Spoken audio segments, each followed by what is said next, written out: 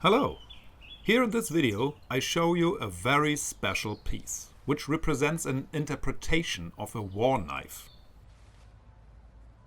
More about the manufacturer, by the way, can be found in the video description. Knives, or Messer in general, are defined by a few typical manufacturing features. A one-piece guard nail, or Wehrnagel in German, on the hilt, a riveted wooden handle without leather covering, and a cap at the end that, unlike a sword's pommel, is not riveted to the tang at the end, or what we also have a lot on originals, emerged directly from the tang in one piece. The blade is usually as wide as the handle itself and does not taper as the blades of classic swords. These characteristics are not usually due to differences in the function or social standing of the wearer, but more a product of various guild disputes between sword manufacturers and cutlers. But the main feature remains the slightly curved two-handed blade. Since the producer of this particular piece also did not have to fear getting into legal disputes with a sword maker, a little more artistic freedom was applied here, which however does not affect the characteristics of this war knife in any way.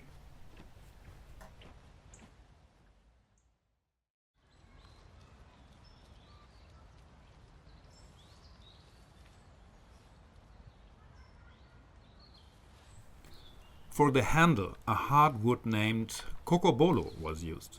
The scabbard is sheathed in red ostrich leather, and on the blade itself there's an engraving, Vae Victis, which translated from the Latin means grieve your enemies.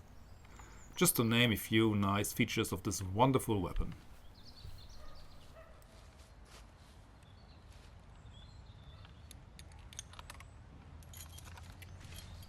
And I don't have to say much about scabbard and belts. It is beautifully crafted and has pretty ornaments without being too ostentatious.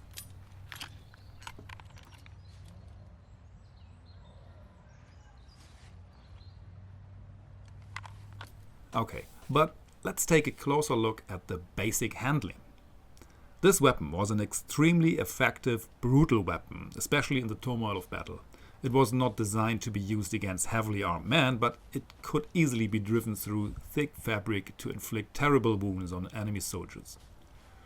Upper strikes, brass strikes, lower strikes, all principal strikes were the most commonly used blows. Twat strikes were a bit difficult. Besides, not every blade like this one had the backward edge, but a high middle cut will also do.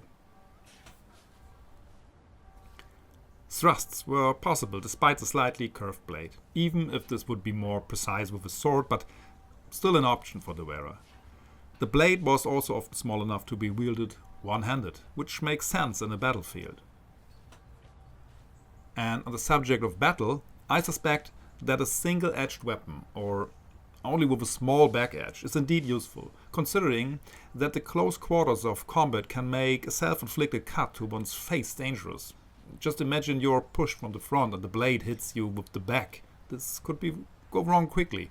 Also, you could rest the blunt side on your forearm for additional stability.